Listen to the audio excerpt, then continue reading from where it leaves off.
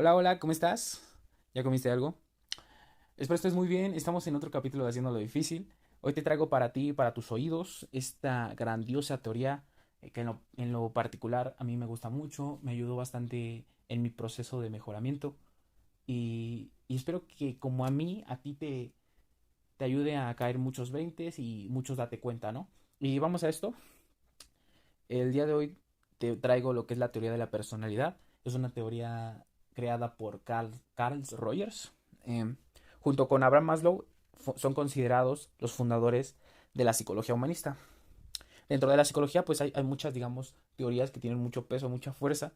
Y la primera sería el psicoanálisis, seguramente la has escuchado por todos lados.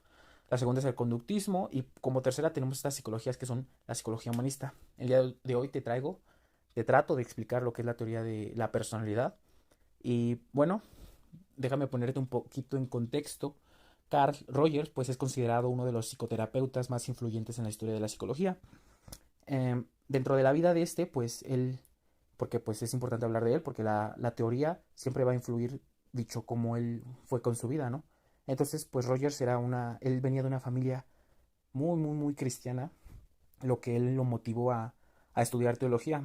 Entonces él pues digamos, no pudo concluir sus estudios, por lo que intentó echar raíces por otro camino. Entonces él se sumergió al grandioso mundo de la psicología, de la psicopedagogía y el existencialismo. Entonces el existencialismo pues es una corriente filosófica que, digamos, estudia al individuo de cómo él va creando su realidad a través de las experiencias que vive en su mundo. Y con dicha, digamos, con dicha preparación, pues él en 1942 pues funda su teoría que fue llamada centrada en el cliente.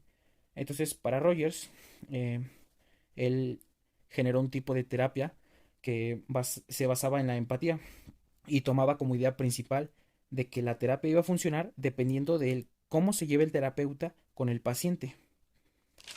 Si el terapeuta pues no se llevaba bien, pues la terapia no iba a funcionar y viceversa.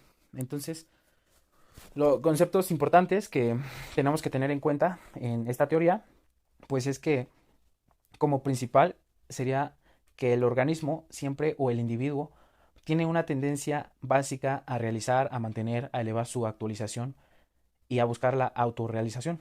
Es decir, que como individuos, dentro de nosotros, siempre vamos a llevar a generar un crecimiento personal. Tenemos esta tendencia a crecer, a movernos de la dependencia hacia la independencia, al mejoramiento. Y también tiene otro concepto que se liga con este, que se llama la valoración orgánica. La valoración orgánica, pues, se define como un guía que dice por dónde ir y por dónde no ir para generar dicho crecimiento personal.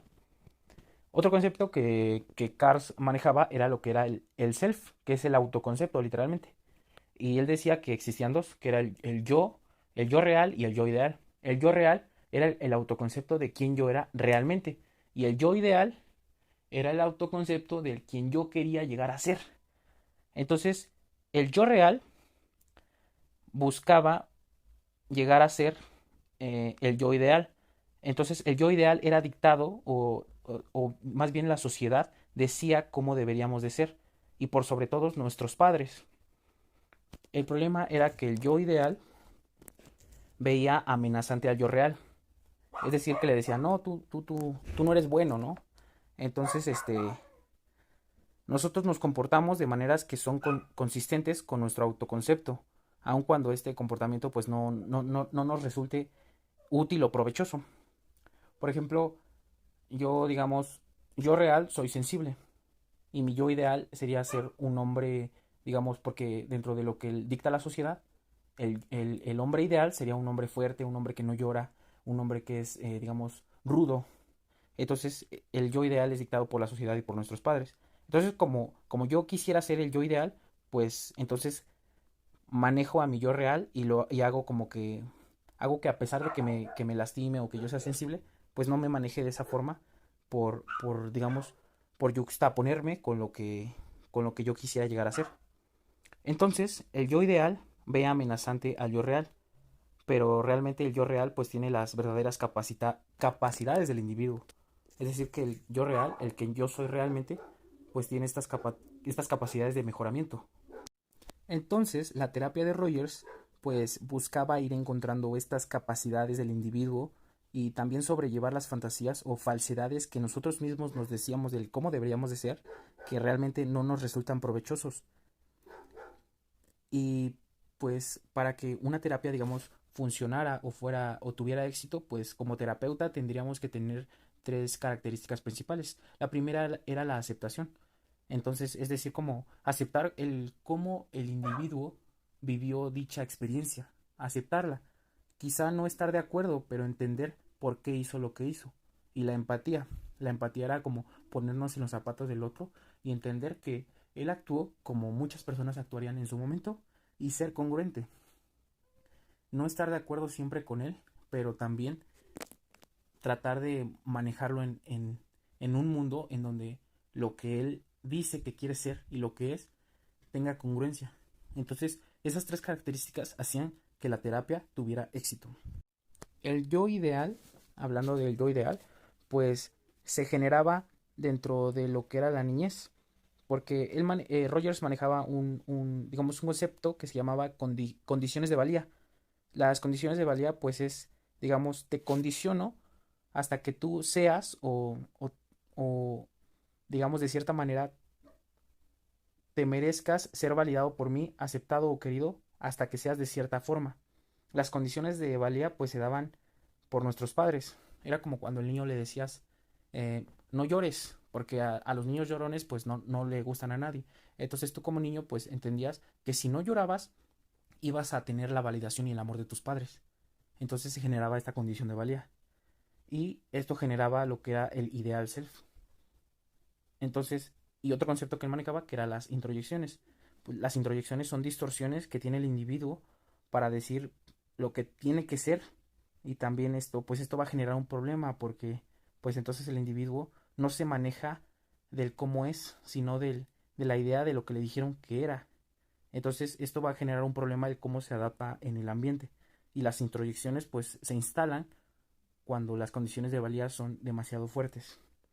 Entonces, por todas las interacciones que tiene los padres con sus hijos, pues las condiciones de valía, etcétera, se va formando lo que es el self, el autoconcepto de quién eres. Otro concepto que Rogers manejaba era la defensa. Él proponía que la ansiedad era el resultado de la discrepancia entre la experiencia y el autoconcepto del quién era yo. Por ejemplo, una persona que se percibía como querida, amada, como que todas las personas quisieran estar junto a ella, pues él tiene el autoconcepto de que él es, digamos, adorable, ¿no? Y cuando llegaba una persona y le decía que pues le caía mal, que lo odiaba, que no era agradable para él estar con esta persona, pues entonces él generaba esta ansiedad, porque no era congruente la experiencia que estaba viviendo con el autoconcepto que él tenía de sí mismo. Y esto genera incongruencia. Esta incongruencia él la llamó ansiedad.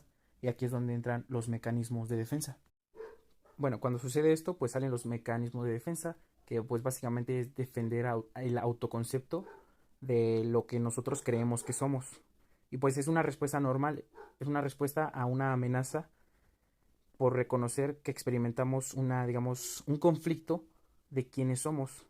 Entonces Rogers propone digamos, dos procesos defensivos, que sería la distorsión del significado de la experiencia y la negación de la existencia de la experiencia. Y pues la negación básicamente es fingir o negar que algo sucedió. Decimos como hacemos oídos sordos o no sucedió realmente. La distorsión pues permite que la experiencia se haga consciente, pero en una forma que vuelve a ser consistente con el autoconcepto que yo tengo. Por ejemplo, si yo tengo un concepto de mí, un self, que soy un mal estudiante, pues a la experiencia de yo obtener una buena calificación, pues voy fácilmente a decir, a distorsionar que, que esto no sucedió. Más bien voy a volverla congruente con el autoconcepto que tengo de mí. Entonces puedo, digamos, darle significado como tal vez el profesor se equivocó, o fue solo suerte, o el profesor es un idiota. Entonces vamos a distorsionar la realidad para que se aplique a nuestro autoconcepto de lo que nosotros pensamos que somos.